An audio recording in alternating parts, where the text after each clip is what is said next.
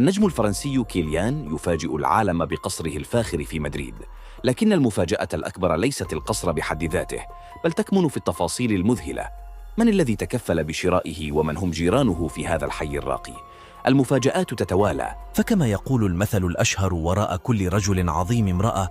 فهذه المرأة وفرت لابنها حياة تليق بالملوك داخل القلعة البيضاء. مع بداية الرحلة الجديدة مع فريق العاصمة، فايزة العماري هي من تكفلت بهذا الموضوع وقامت بالخطوات اللازمة لحسم صفقة القصر.